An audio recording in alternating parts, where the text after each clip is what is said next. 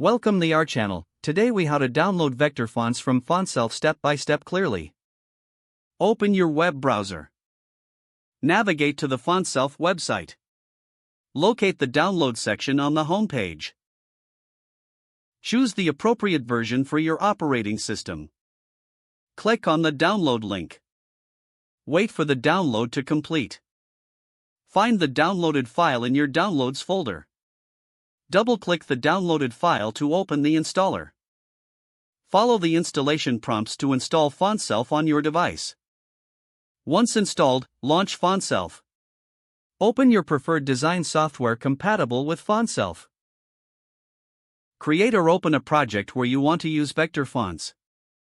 Access the Fontself panel within your design software. Browse for available vector fonts or import your own artwork to convert. Select the desired vector font. Customize any settings if necessary. Click on the Export or Save option to finalize your font. Your vector font is now ready for use in your projects. Enjoy creating with your new vector fonts from Fontself. If the page does not load, refresh the browser or try again in a private or incognito window. Make sure you are using the correct email address, then retype it carefully to avoid small typos. If your password is not accepted, use the reset option and create a new strong password you can remember.